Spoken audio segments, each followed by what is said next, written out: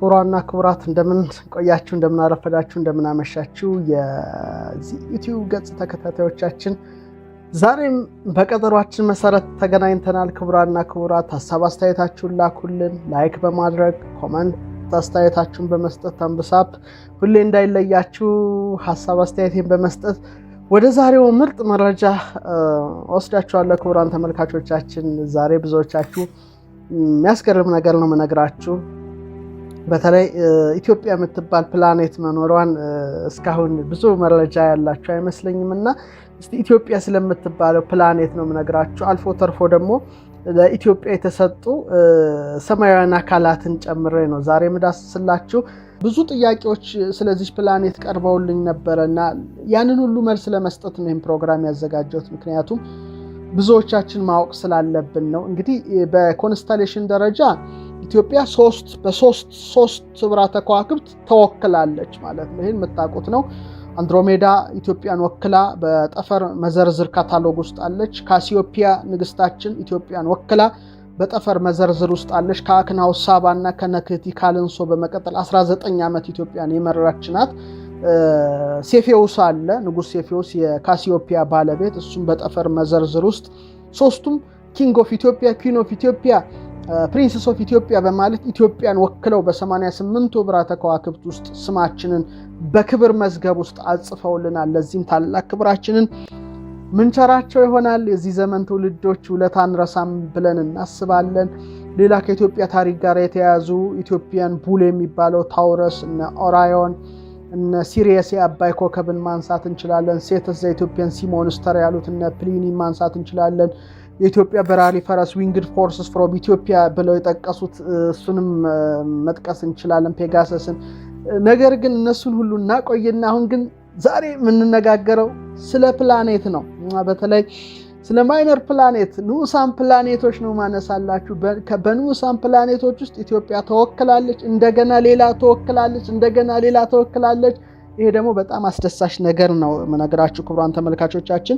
እንግዲህ ንዑሳን ፕላኔቶች የሚባሉት በስርዓተ ፀሐያችን ውስጥ ያሉ ፀሐይን የሚዞሩ ታናናሽ አካላት ናቸው። ከ8ቱ ፕላኔቶች ማለትም ከሜርኩሪ፣ ከቬኑስ፣ ከአርዝ ከመሬታችን፣ ከማርስ፣ ከጁፒተር፣ ከሳተር፣ ከኔፕቲዩን፣ ከኡራኑስ፣ ከኔፕቲዩን ያነሱ ከሜቴዎራይዶች የበለጡ ናቸው። እነዚህ ንዑሳን ፕላኔቶች በማለት ማይነር ፕላኔትስ በማለት ሳይንሱ የሚያውቃቸው። እንግዲህ አስትሮይዶችንም ይጨምራሉ፣ የሩቅ አካላትንም ይጨምራሉ። ድንክ ድዋርፍ ፕላኔቶች የሚባሉትን ድንክ ፕላኔቶችም ጨምረው የያዙ ናቸው እንግዲህ እነዚህ ፕላኔቶች። ነገር ግን ኮሜቶችን ወይም ኮከብ ዘቦቱ ዘነብ የሚባሉትን ጅራታማ ኮከቦችን ግን አይጨምርም። ግን አስትሮይዶችን ይጨምራል፣ ሩቅ አካላትን ይጨምር ይችላል። ድንክ ድዋርፍ ፕላኔቶችን ሁሉ ሊጨምር እንደሚችል ግን ማወቅ አለበት ክቡራን ተመልካቾቻችን። እና አሁን የምነግራችሁ ኢትዮጵያ ስለምትባለው ፕላኔት ነው። አንድ ፕላኔት ለመባል 3 መስፈርቶችን ቢያንስ ሊያሟላ ይገባል። አንደኛ ፀሐይን የሚዞር መሆን አለበት። ሁለተኛ ደግሞ ስርዓቱን ጠብቆ እንዲቆይ የሚያደርገው በቂ መጠነ ቁስና የስበት ኃይል ያለ ሆኖ በዙሪያው ደግሞ ተከታይ ሆኑ ትንንሽ አካላት የሌሉት ነው ይላል። እነዚህን የሚያሟላ ከሆነ አንድ አካል ፕላኔት ብሎ ሳይንሱ ይወስደዋል። በተመሳሳይ ደግሞ አንድን ሰማያዊ አካል ድንክ ፕላኔት ብሎ ለመሰየም 3 ነጥቦች ማሟላት እንዳለበት መስፈርቱ አስቀምጧል። 3 መስፈርቶችን ሲያሟሉ ነው ድዋርፍ ፕላኔትስ ወይም ድንክ ፕላኔትስ፣ ሚኒ ፕላኔት የሚለው ስያሜ የሚሰጣቸው። አንደኛው በፀሐይ ዙሪያ የሚዞር መሆን አለበት። ሁለተኛ በቂ መጠነቁስ ያለው፣ ይህ መጠነቁስ ደግሞ በቂ ስበት እንዲኖረው በማድረግ አካሉ ከሉል ወይም ስፌር ጋር የሚቀራረብ ቅርጽ እንዲኖረው የሚያደርግ ሁለተኛው መስፈርት ነው። ሶስተኛ ደግሞ በምህዋሩ ላይ ያሉ ሌሎች አካላትን ያላስወገደ የሚል ነው። ያላስወገደ፣ የቅድሙ ግን ያስወገደ፣ ይሄ ያላስወገደ የሚል ነው። በዚህ ልዩነቱን በደንብ ማየት አለባችሁ ክቡራን ተመልካቾቻችን። ስለዚህ እነዚህን 3 ነጥቦች ካሟላ አንድ ሰማያዊ አካል በፀሐይ ዙሪያ የሚዞር አካል ድንክ ፕላኔት ተብሎ ሊጠራ ይችላል፣ ድዋርፍ ፕላኔት ተብሎ ይጠራል። ይሄንንም በዝርዝር አንድሮሜዳ ላይ ተጽፏል። እዛ ላይ ጋር አሁን የምነግራችሁ ግን አንድሮሜዳ ላይ ያልጻፍነው ኢትዮጵያ ስለምትባለው ስለዚህ ፕላኔት ነው ክቡራን ተመልካቾቻችን። እንግዲህ በደንብ ለማስረዳት ያህል ይህ ሰማያዊ አካል ፕላኔት እንዳንለው መጠኑ ያነሰ ነው። ጨረቃ እንዳይባል ከጨረቃ ደግሞ የተለቀ ነው። ስለዚህ በተጨማሪም እነዚህ ፕላኔቶች በዙሪያቸው ወይም በመዋራቸው ላይ ቀርተው የነበሩት ትንንሽ አካላት ባላቸው ከፍተኛ ስበት እንዲጋጯቸው በማድረግ የራሳቸው አካል እንዲሆኑ በማድረግ በተለይ ስበትን በማዛባት ወይም የመዋር ንበት ወይም ኦርቢታር የመዋር ንበታቸውን በመፍጠር እንዳይጋጯቸው አድርገዋል ነው የሚለው ሳይንሱ። ስለዚህ ድንክ ፕላኔቶች በቂ መጠነ ቁስ ወይም ስበት የላቸውም። ስለዚህ በዚህ መስፈርት መሰረት ያው የዓለም አቀፉ አስትሮኖሚ ህብረት የተወሰኑትን አካላት በተለይ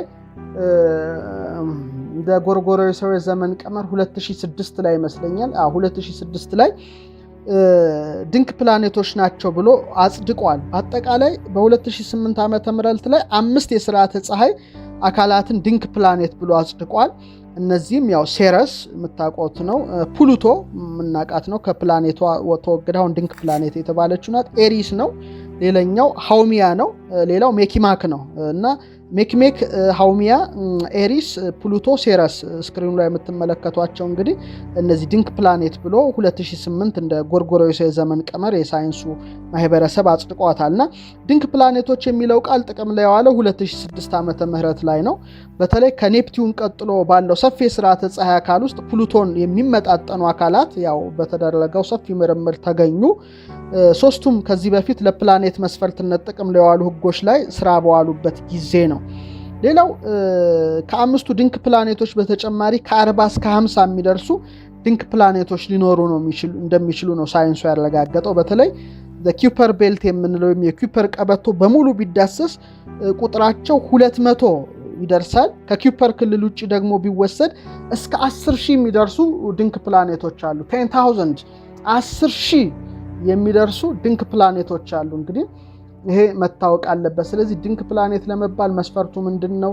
2006 የ2008 ላይ እስካሁን ያለውን ሳይንሳዊ ነገሮችን አይተናል። አሁን ወደ ኢትዮጵያ ወደምትባለው ፕላኔት ነው ክቡራን ተመልካቾቻችን የምንገሰግሰው። እንግዲህ ዓለም አቀፍ የአስትሮኖሚ ህብረት ሳይንቲስቶች ሁሌ ምርመራ ያደርጋሉ፣ እረፍት የላቸውም። 24/7 ቴሌስኮፖቹ ሳተላይቶቹ ስራ ላይ ናቸው። ምድር ላይ ያሉትም ሳይንቲስቶች እነዛን የመከታተል የመመርመር ስራ ላይ መሆናቸውን ሳንረሳ ማለት ነው። ክቡራን ተመልካቾቻችን እንግዲህ በግኝታቸው መሰረት በየጊዜው ንዑሳን ፕላኔቶችን ማይነር ፕላኔቶችን ይፋ ያደርጋሉ። ባገኙት ልክ ማለት ነው ይፋ ያደርጋሉ። ይሄን ፕላኔት ሳያዩ መሳሪያው ነው በደንብ ያያቸዋል። በብዙ ማስረጃ በትክክል ሲረጋገጥ ያው ስም ወጥቶ ይመዘገባል ማለት ነው። እሱን ወደ ኋላ መለስበታለሁ እና እንግዲህ በሰኔ 2013 እንደ ኢትዮጵያ ዘመን ቀመር ወይም ደግሞ በምዕራባውያን ጁን 2021 ላይ ያለውን መረጃ በነግራችሁ እስካሁን ወደ 1,092,846 ምልከታዎች ተደርገዋል። በጣም ብዙ ምርምር ነው የተደረገው። 1,092,846 ምልከታዎች ተደርገው 567,132 የተቆጠሩ ንዑሳን ፕላኔቶች የሳይንሱ ዓለም አግኝቷል። እንግዲህ 2 ትሪሊየን የሚሆን ጋላክሲ ነው ያለው። እንግዲህ በአጠቃላይ ከተደረጉ ከነዚህ ብዙዎች ምልከታዎች ውስጥ እንግዲህ የተጣሩ የታወቁ ወደ 567,132 ንዑሳን ፕላኔቶች ተገኝተዋል እና ቢያንስ እንግዲህ 567,132 ነው የተገኙት። ይሄ በጣም አስገራሚ ነው። እንግዲህ ከነዚህ ውስጥ ለሀገራችን ለኢትዮጵያ የተሰጠ አንድ ንዑስ ፕላኔት አለ። እሱ ነው የምነግራቸው። የማይነር ፕላኔት ኢትዮጵያ ተብሎ ነው ስያሜ የተሰጠ። ይሄ በጣም ደስ ከሚያሰኘኝ ነገር አንዱ ነው። በተለይ ይሄ ንዑስ ፕላኔትን የተገኘው በ1937 በተደረገ ምርምር ነው። በተለይ መዝገቡ ምንድነው የሚለው 1432 ኢትዮጵያ በተለይ ቁጥር 10 ይሄ በጣም ትልቅ ጽሑፍ አለ። ወደ ብዙ ሺህ ገጽ የያዘ ነው። እያንዳንዱን ንዑስ ፕላኔት መዝግበዋል። መቼ እንደተገኘ፣ የት ቦታ እንደተገኘ፣ ቦታ እንዳለ፣ ወርዱ፣ ቁመቱ ወዘተርፈ ያለው ዳያሜትሩ ሁሉ ተለክቷል። እንግዲህ መጽሐፉ አለኝ መረጃው። ከዛ ውስጥ በኢትዮጵያ ስም የተሰየመውን ንዑስ ፕላኔት የምታገኙት 1432 ተራ ቁጥር ላይ ነው። ክቡራን ተመልካቾቻችን ምናልባት ይሄ መዝገብ ያላችሁ ሰዎች ወይም የሳይንሱ መጽሐፍ ያላችሁ ካላችሁ 1432 ላይ ነው የምታገኙት እና 1432 ኢትዮጵያ 1430 ኢትዮጵያ በመባል ይታወቃል። ይሄ እንግዲህ በ1937 ነው የተገኘው። 1937 ፒጂ የሚልም አንድ ተቀምጦለታል።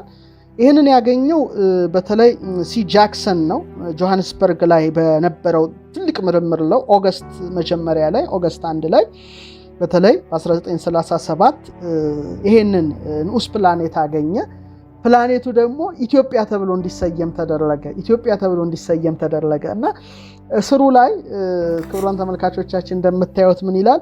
Ancient name of Abyssinia still called the Empire of Ethiopia እስካሁን ድረስ የኢትዮጵያ ስርወ መንግስት ተብሎ የሚጠራ የጥንት ስሙ አቢሲኒያ የተባለ በመባል ይሄን ንዑስ ፕላኔት የሳይንስ ዓለም ኢትዮጵያ ብሎ በ1937 ላይ መዝግቦታል። በ1432 ተራ ቁጥር ላይ ይገኛል። እንግዲህ ዳያሜትሩ ወደ 7.1 ኪሎ ሜትር የሚገመት ነው። 7.1 ኪሎ ሜትር የሚገመት ነው ይሄ ንዑስ ፕላኔት። ስለዚህ ኢትዮጵያ በሚል ስያሜ የሳይንሱ ዓለም ያውቀዋል፣ ይመረምረዋል። ዛሬ ድረስ ይሄ ንዑስ ፕላኔት ይጠና ቢባል ኢትዮጵያ ንዑስ ፕላኔት ተብሎ ነው የሳይንሱ ዓለም የሚያውቀውና በተለይ Ancient name of Abyssinia still called the Empire of Ethiopia ብሎ ሳይንሱ አቢሲኒያነታችንን ስያሜያችንን የኢትዮጵያ ስርወ መንግስት ብሎ በክብር ነው እስካሁን ድረስ የሚጠቀመው። ስለዚህ በንዑስ ፕላኔት ደረጃ ኢትዮጵያ እንድትወክላለች። ሌሎች ሀገራትም የተወከሉ አሉ። እኔ ግን አይመለከተኝም። እንደ ኢትዮጵያዊነቴ ስለ ኢትዮጵያ ነው ላወራ የምችለው።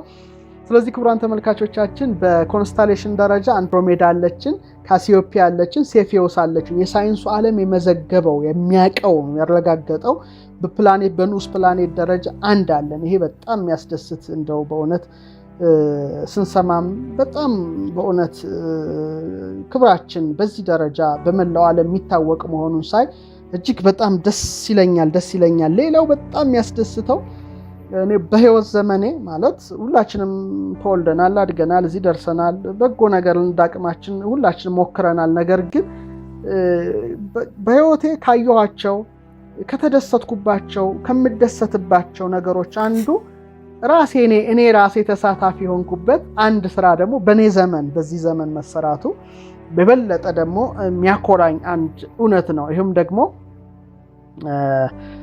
ኤክሶፕላኔት ራሱ ደግሞ በኤክሶፕላኔት ደረጃ ኢትዮጵያ በዘመናችን መወከሏ ደግሞ በጣም ያስደስተኛል። እንደምታውቁት 2011 ዓመተ ምህረት ወይም እንደ ጎርጎሮሳዊ ዘመን ቀመር 2019 ማለት ነው የዓለም አቀፉ የአስትሮኖሚ ህብረት IAU 100ኛ ዓመቱን ሲያከብር ነው ለኢትዮጵያ ትልቅ እድል የሰጠው። 100ኛ ዓመት ማለት ትልቅ ነገር ነው።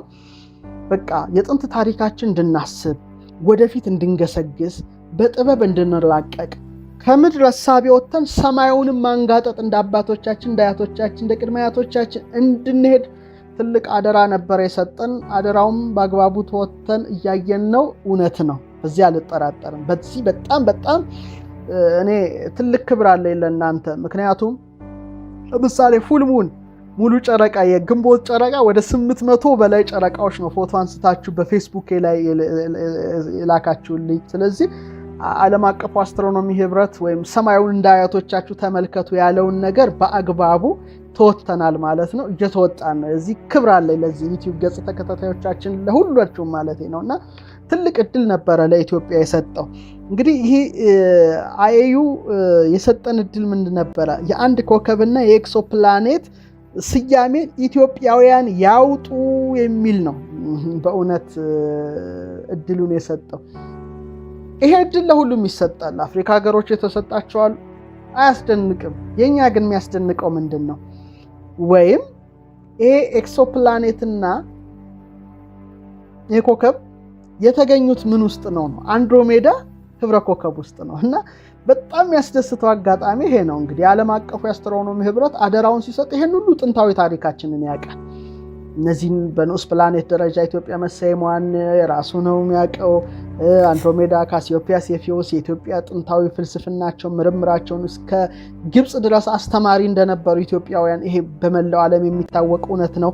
ስለዚህ በተለይ ይሄ ጥንታዊ የኢትዮጵያ ስነፈለክ ስልጣኔያችን የሚያስረዳ አንድሮሜዳ የኢትዮጵያ ልዕልት መሆኗን በመላው ዓለም የሚታወቅ በመሆኑ በእሷ ህብረ ኮከብ ውስጥ የተገኘውን ኮከብና የኤክሶፕላኔቶችን ሰይሙ ብሎ ነበረ። በእውነት ይህን ትልቅ እድል የሰጠው ይህ ብቻ አይደለም። በዚህ 15 ዓመቱ ሰፊ የስነፈለክ ስራ ተሰርቷል። እንደ የኢትዮጵያ ስፔስ ሳይንስ ኤንድ ቴክኖሎጂ ኢንስቲትዩት ትልቅ ስራ ሰርቷል፣ ክብር ይገባዋል። ኢትዮጵያ ስፔስ ሳይንስ ሶሳይቲ ትልቅ ስራ ሰርቷል፣ ክብር ይገባዋል። አንድሮሜዳ ትልቅ ስራ እኔና ዶክተር ጌትነት ፈለቀ ያቅማችንን ተወጥተናል። በዚህም ደስተኞች ነን ሀገራችን በማገልገላችን። ይሄ በጣም ተራማጅ የሆነ ወደ ጥንት ስልጣኔያችን ሊመልስ የሚችል ትልቅ ስራዎች እየተሰሩ ስለሆነ በተለይ ዓለም አቀፍ የአስትሮኖሚ ህብረት ይሄንንም ነገር መዳሰሱ ማየቱ ማወቁ የታወቀ ነው። በአንድ ሰማይ ስር ስለሆንን መረጃው አለ። ሁለተኛው ደግሞ በአንድሮሜዳ ህብረ ኮከብ ውስጥ እነዚህ ኤክሶፕላኔት ኮከብ መገኘታቸው ደግሞ የበለጠ ወደ ጥንት ርቃቂያችሁ ተመለሱ ነው። ተራቀቁ፣ ተፈላሰፉ፣ ተራ ነገር ተው፣ አይመጥናችሁም ነው። እንግዲህ ኢትዮጵያን አይመጥንም። የተራ ነገር ሊመጥናት አይችልም። መንፈሳዊ ልዕልና እና ጥበብ ነው ኢትዮጵያን ሊመጥናት የሚችል።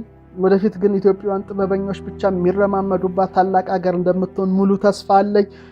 የወሬ የነገር የጥላቻ ነገር በጣም እድሜ የለውም። በጣም ጥቂት ጊዜ ነው። ሀሜት ነገር እኔ እንጃ ብዙ እድሜ ላይኖረው ይችላል። ከዚህ በኋላ መራቀቅ ወደ ጥበብ ዘመን ነው ልንሸጋገር የምንችለው። ክቡራን ተመልካቾቻችን ከዚህ ዝግጅት ማድረግ እንዳለብን አስባለሁና ስለዚህ ለከዋክብት፣ ለፕላኔቶች፣ ለኤክሶፕላኔቶች፣ ለኮሜቶች ቅድም እንደጠቀስኩላችሁ ለሁሉም ሰማያዊ አካላት ስያሜ የሚሰጠው የዓለም አቀፍ የአስትሮኖሚ ህብረት ነውና ቀጣይ ትውልድም የሚጠቀምበት አሁን ዓለም ውስጥ ያለው ሳይንቲስት ይሄን ነገር ካጠና የሚጠቀምበትን ስያሜ ነው ኢትዮጵያውያን ሰይሙ ብሎ በእውነት እድሉን የሰጠን። በተለይ በአንድሮሜዳ ህብረ ኮከብ ውስጥ ነበር። በአንድሮሜዳ ዘመን ጠፈርን ገዝታቸዋል። አሁንም ግዙት ነው፣ በቃ ግዙት።